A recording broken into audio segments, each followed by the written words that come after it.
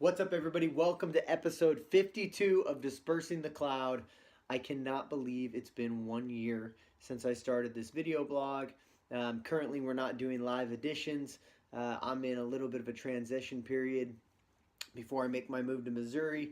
Not everybody knows that yet, but it's coming down the pipe pretty fast. It's been in the works for the last almost 4 months now as we get into the new year.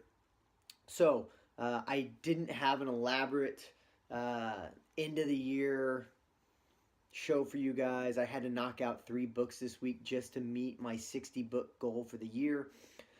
So I'm just gonna jump right into it, and I'm gonna bust through this as fast as I can.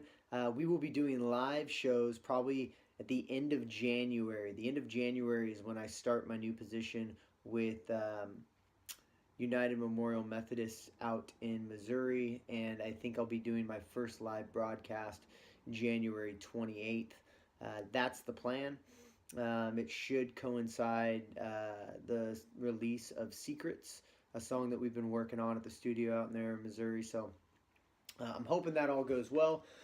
Let me bust through these books and knock out this final episode of the year. So I did 3 books this week. I did Sun Stand Still by Stephen Furtick, I think is his name. He's a pastor of Elevation Church. I think I'm saying his name correctly. Grit by, you know what? I don't know her name. I want to say it's Amy, but I could be messing that up. I know it starts with an A. Good and Beautiful God. You know what? I'm gonna stop this video and I'm gonna figure it out, and then I'm gonna come right back. Angela Duckworth. I'm going to have to get in there and edit. That's kind of the benefit of not doing live shows. You can go in and do a little edit and fix your mistake here. So Grit was Angela Duckworth, and then Good and Beautiful God by James Bryden Smith.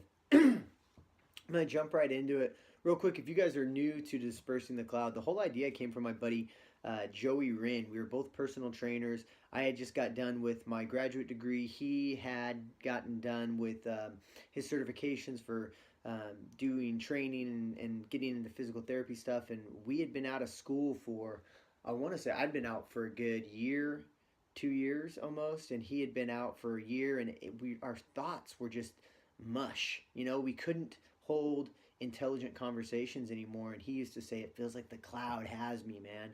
The cloud has me. So when I started doing this project and came up with the name of the show, I had to name it Dispersing the Cloud, because reading and learning is all about getting that cloud that kind of blocks your thoughts and disperses it away. This is, like I said, this is the 1 year mark of me doing this. I'm 60 books into this journey. And man, I've noticed a huge difference in conversations with friends and family as I'm talking to them. I have something to say about everything. Matter of fact, one of my goals for this next year is to shut up, to keep my mouth shut and let people talk a little bit more, and let them kind of contribute. I just have this ridiculous amount of information that I don't get to talk to anybody about it, because nobody that I know reads as much as I do. So I nerd out on this stuff. I call my buddy David Razzo. Recently, I called my buddy Anthony Meza, and they're both avid readers, and I can talk to them for hours at a time, just about anything, because all the topics of these books vary so much. But it has been amazing and so refreshing to, especially for someone like me who's dyslexic. I didn't read till I was 23 years old, and man, I don't feel like a dumb idiot walking around anymore. I really feel like I know what everybody's talking about, which is pretty awesome. I was watching not a deposition, that's stupid. I'm saying the wrong word. I was watching Congress talk about something, and they mentioned one of the authors that I had just read, the author of Freakonomics. Again, I can't remember his name right now, because that was the first time that I actually, it's not Hazlitt. No, Henry Hazlitt's a different guy, economist, but they mentioned him. I was watching C-SPAN or something, and I was like, dude, I totally know who that is. I read that guy. We talked about the concept of the ideas. When you hear an idea, it takes 3 or 4 different times for you to to actually remember that idea, remember that concept, remember where it came from.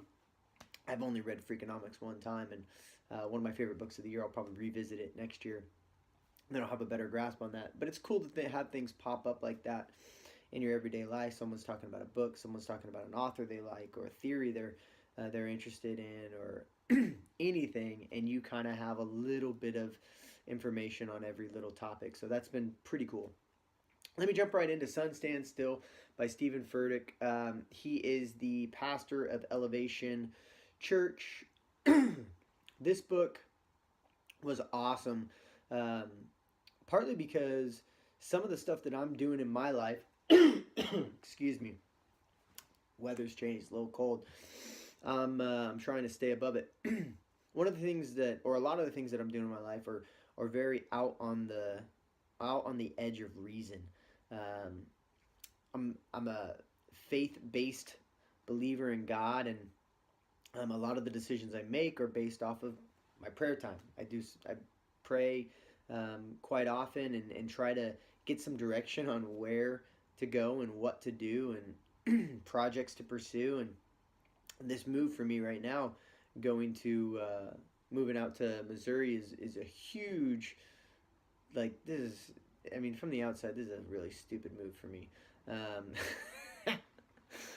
I definitely should not be doing this. From the outside looking in, it has bad news bears written all over it, but for some reason I'm feeling drawn and compelled to go, so I go, and you take these big leaps of faith, and this book, Sun Stand Still Prayers, or Sun Stand Still, really touches on that and highlights it. My sister-in-law's cruising in. She can be part of the show. If no one's ever done it and it looks like it's impossible, it must mean that God has been waiting on me to do it. This was one of the first quotes from the book that I really found myself identifying with. A lot of the things that I want to achieve in my life are huge, grandiose, so things that should not be on the docket for someone of my skill level, of my talents. Like I mentioned before, I'm dyslexic, didn't read till I was 23, so I need to tone it down. Some people would say, just be happy that you can function in society. I don't think taking over the world is in the cards for you. Next quote is, even if you ever encounter a theology that directly contradicts the greatness of God with your ability to do great things, mark that down as heresy. A lot of faith comes from us getting outside of our comfort zone and us doing things that we are incredibly incapable of doing on our own. I think a lot of times that's why so many people in religious culture, I guess you could say, or historical stories in the Bible come from such a damaged and such a incapable past. The argument would be that God uses these people to kind of magnify His glory. The day you gave your life to Christ, you were enlisted in full-time ministry. Now, a lot of people who are Christians think that ministry is something set aside for certain people, like pastors and worship leaders and people who teach and all these other things. But if you are a believer in Christ, you literally are called to ministry. Don't mistake arrogance with audacity. So the book talks a lot about being audacious enough to pray prayers that are huge, that are big, that are outside of your capabilities, but at the same time, not to be audacious in your prayers. I'm sorry, not to be arrogant in your prayers. Praying big prayers like, I can do this. This is why I'm praying the prayer, because I know I'm capable. A lot of the audacity comes from, or should come from, an audacious faith that God can pull it off, not an arrogant faith that you can pull it off. I thought that was a really cool insight. Promise and perhaps must coexist. This is huge and incredibly applicable to my current situation. This is the way it was explained in the book.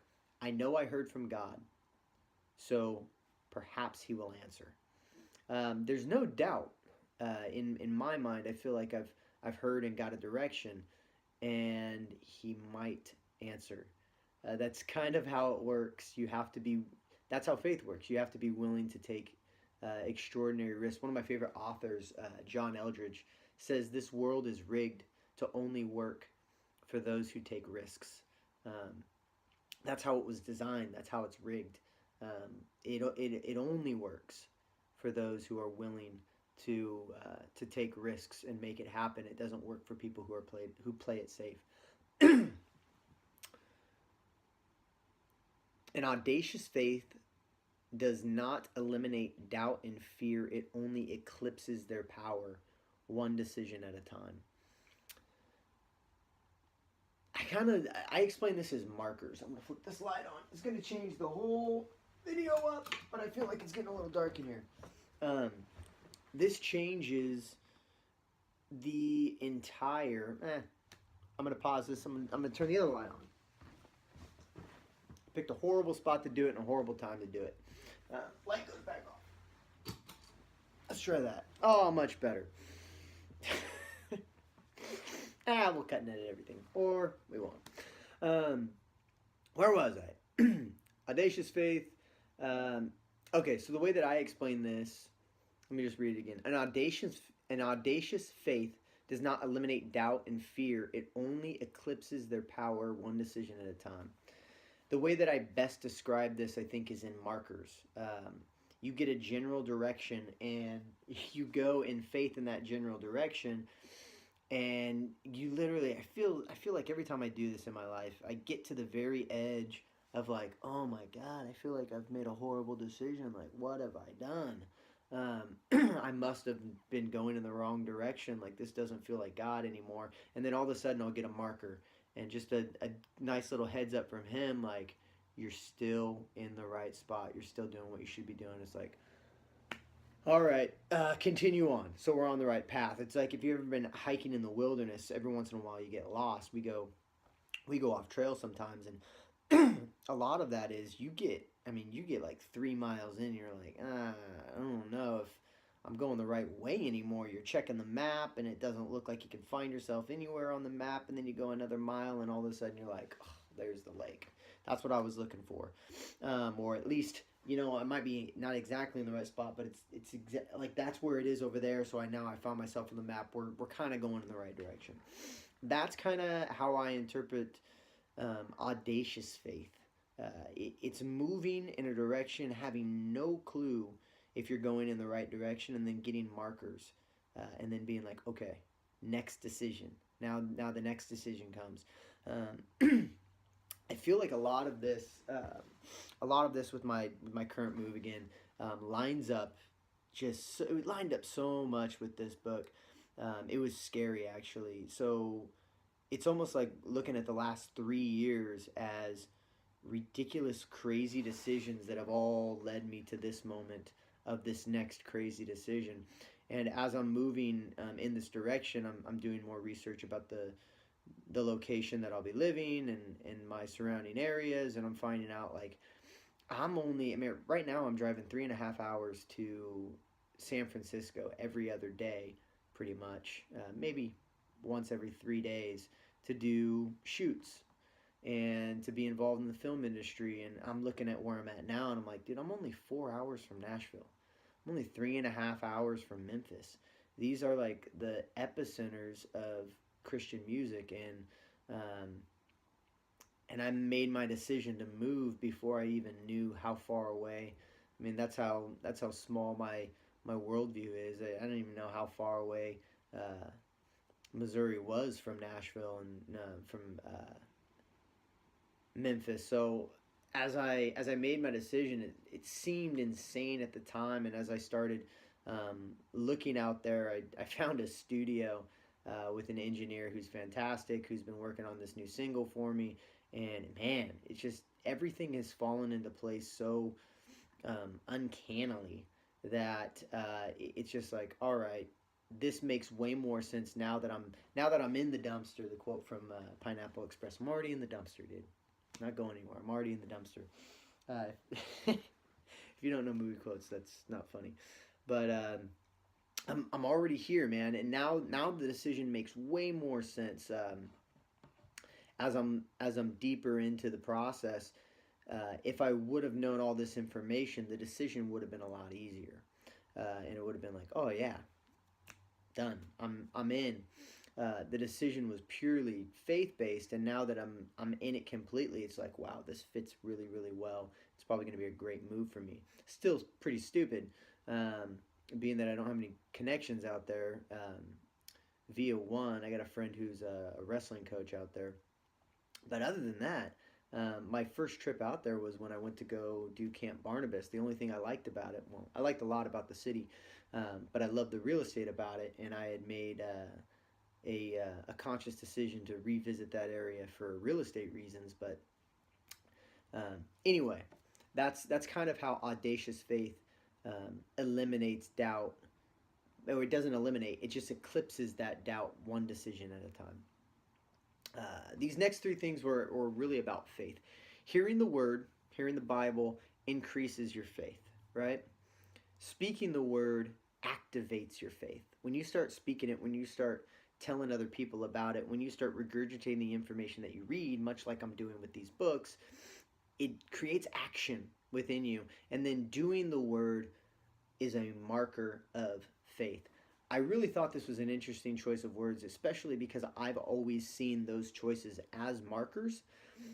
For me, like I'm on a trail, for him to be using that same terminology was kind of cool for me, and is coming at a perfect time for me as I'm reading this book. Sometimes God has to let the sun go down for his glory. This was an interesting story about a pastor who had a wife with Alzheimer's, and he was praying for her to be healed. And that never happened. And he said, if anybody deserved a miracle, it was this pastor. He had done so much for the message of Christ and all the above. But in all of this, I think that we go back to promises have to coexist with perhaps. I feel like I've had some major promises given to me, and perhaps they'll come through. And that kind of leads me to one of the last things I'm going to talk about is, if you're going to pray an audacious sun stand still prayer to God, you better be prepared to get to work. One of the examples he uses, I believe, is Joshua, who it's actually referring to the sun standing still. It's a story in the Bible where the sun stopped in the sky and stood still for an extended period of time so he could win a battle. But Joshua hiked over 20 miles in the middle of the night with all his troops and his gear and everything, just to get to the beginning of the day to attack. And so there's a lot of work that needs to be done when you're praying audacious prayers. And even as I'm saying those things, I kind of get jazzed up knowing the stuff that I have planned for this next year. And yeah, the last thing I'll say about this book was this was interesting. Build a case before God. When you do your prayers, and again, man, I know I talk about this stuff all the time in this podcast, but you don't have to be a believer in Christ to get value out of this. I believe that God, the God that I believe in, a lot of times, I heard Joe Rogan talking about this the other day with, what's that dude's name? I don't know. Anyway, they're talking about spirituality, and we have this idea of God from what society is kind of created. And that's not necessarily my view of God. I definitely believe in Christ, and I definitely believe he was God because he said he was, but it's not this idea of God that people have created. So if you're on the fence with, this book to begin with, or this topic, think of God as the universe. Think of God as nature, because God is the universe. God did create nature. God did create science. The book The Secret comes to mind, or God only helps those who help themselves. There is a way this universe was created, and it is rigged in a certain way. And I believe, like John Eldredge said, it's rigged for those who take risk. And when it comes to building your case before God, you take, almost like a lawyer, you take his word, you take the Bible, and you say, hey, these are the things that you promised in the Bible. I'm praying for this to happen in my life, but I'm only praying for them because you said they would happen. Because you said, what's a good example? For I know the plans I have for you, plans not to harm you, plan to give you hope, plan to give you a future. That's one of the Bible verses that's on my phone. So when things aren't going great and I'm feeling a lack of faith, I build my case before God and I say, God, you said this in your word, for I know the plans I have for you. Plans to prosper you, plans to give you hope, plans not to harm you. And so building a case before God actually does two things. One, it puts you in the right frame of mind because what you're doing is very, very difficult and definitely against the grain. And two, it's a good reminder to you that you're not insane. That doing these difficult things and getting outside of your comfort zone is part of the plan. So that was Sun Stand Still by Stephen Furtick. Amazing book, perfect timing for me and the things that I'm doing in my life. The next book is Grit by Angela Duckworth. We'll do that one second. This was an awesome book. I actually just recommended this to one of my friends who, she is 30 years old. She's a little bummed out about maybe not doing as much. Doesn't really have a path yet. I know I didn't have my path till I was probably, 28, 29, somewhere around there. But she's still kind of searching for a path and a direction. I told her to read this book, Grit, because it was just so awesome. Grit is more important than talent. The book really covers, it talked about West Point, it talked about people who actually succeed in West Point, people who fail in West Point. And it showed that grit actually had more to do with the people who were successful rather than people coming in with high SAT scores or 4.0 students or being the captain of their team. It was really the kids who fell down and kept getting back up that ended up being super, super successful. This is a great story. Study What You Want, story of a poor SAT score getting admitted. I want to say it was, I'm not going to pretend to know what school it was. It's been, I didn't write it down, so I'm not going to mess with it. Anyway, the student had a poor SAT score, and they applied to get into the college that they wanted. They got denied. So what they did is they applied via the music department. Now, the music department goes more on merit. They go more on how talented you are rather than how high your SAT score is. So they got admitted as a music major and then put their minor as molecular biology. I think that's what they wanted. And then eventually they changed their major about 2 years into that and just switched everything over. So where there's a will, there's a way. It's not always the way that it looks like. It's not always the flow. Sometimes it's actually the opposite direction that leads you right back to where you wanted to go.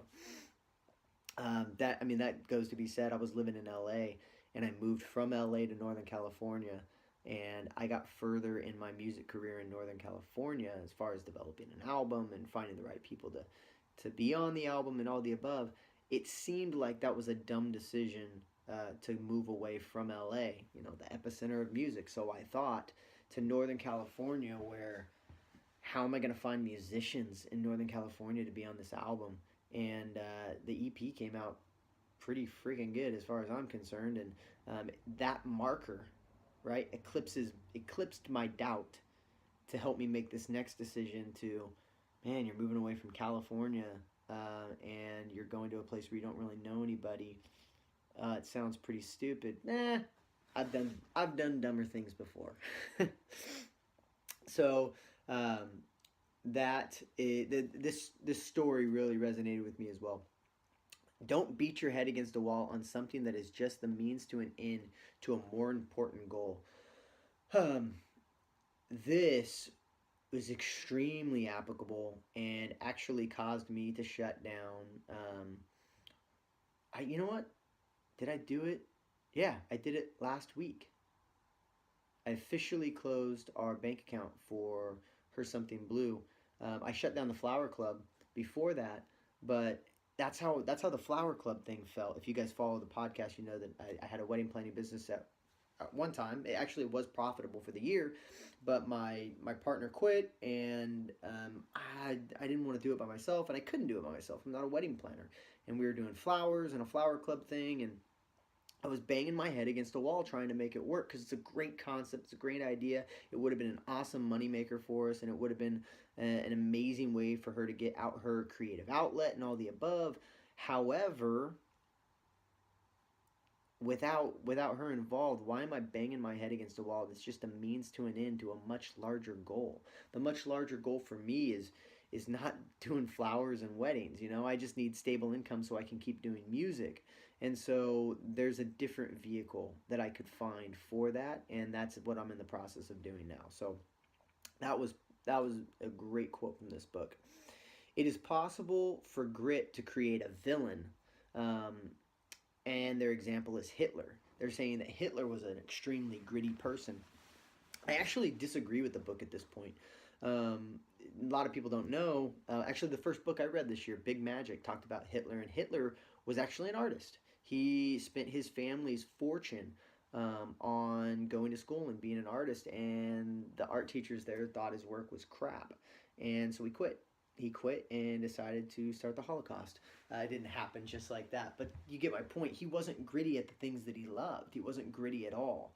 He actually was a quitter, and which is why I think that a lot of people who do become bitter and spiteful have quit things that they really, really love and weren't gritty enough to make it through, which has made them into spiteful, evil people.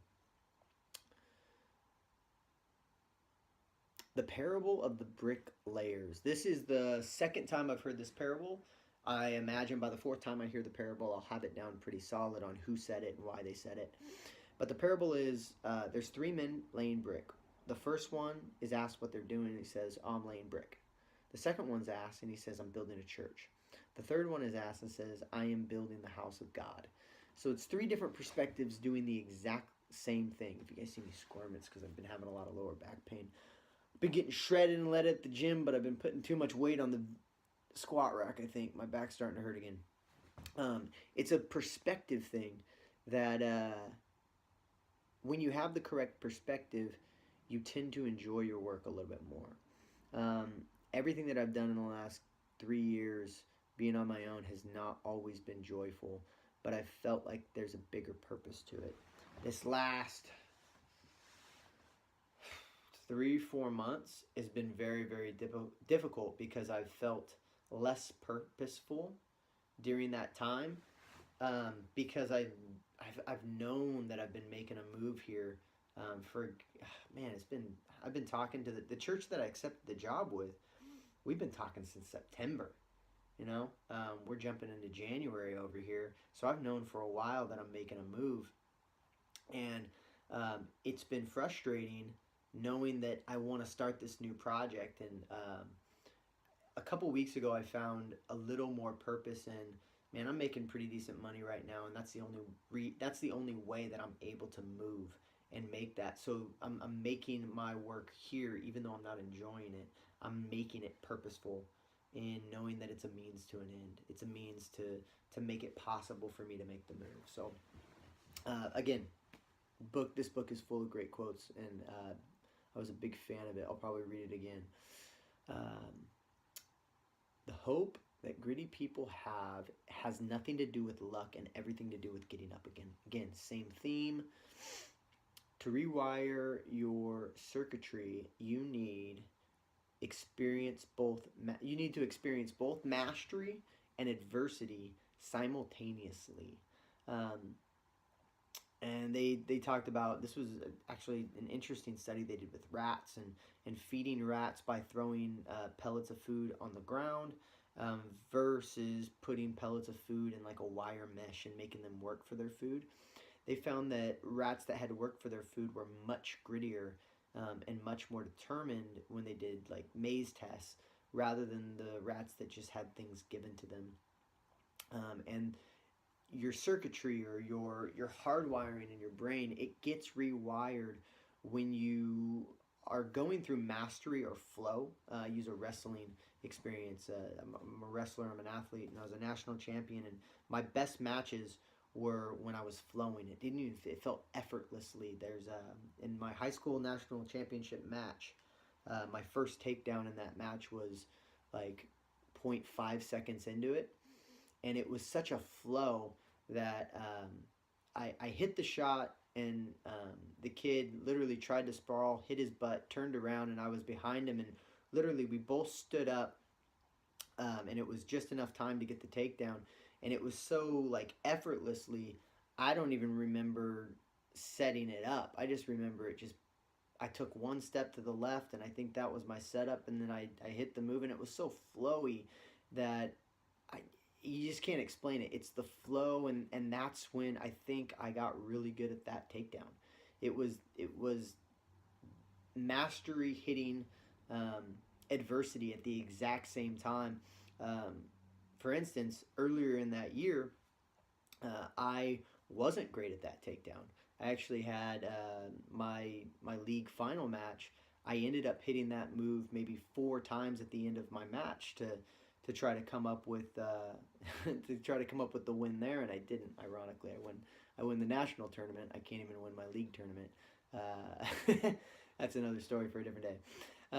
But it's this mastery that comes along with adversity at the same time, and a lot of athletes talk about that flow when you're working on a new move and it's not flowing, and then in your time of adversity when you need it, you hit it and it flows, and everything kind of meshes together. Review your circuitry, look up. Oh, so I put a note in here to look up the Hershey School, which I did. It's in Pennsylvania, and they're doing what I want to do. I want to have a school for kids that are extremely disadvantaged. It's basically the story of Christ, the unwanted, the kids that are left for dead, the kids that are left in dumpsters and unwanted by their parents. I want those kids, and I want to give them every advantage possible. And that's kind of my big master plan. I talked about in the Sun Stands Still, if no one's ever done it and it looks impossible, it must be God waiting for you. I thought no one had done that yet. And then reading this book, I found out that Hershey had a school like that. I got jazzed up, and I'm hitting them up for guidance and advice, because if there's one school like that, awesome. If there's 2 schools like that, fantastic. If there's 100 schools like that, amazing. And so I'm definitely going to try to get some summer internships there and talk to some people there and find out how they're doing it, what they're doing, and see if there's ways I can get involved in that. Competition means strive together. I think that was just a cool quote. I don't have a story behind that for the book, but that's one of the last ones from the book. The last book that I read this week was Good and Beautiful God. This was a group book. This was a book designed to do in a group, in a small group, and last over the course of a few weeks. I did it in like 2 or 3 days, so I didn't pull as much out of it as I would have if I would have done it with a group, because a lot of the sections were for groups and to discuss between you, but between each person in the group. But this was by James Bryan Smith, and I got 2 amazing quotes from it. My own experience of disappointment with God says more about me and my expectations than they do about God. A lot of times our disappointments with God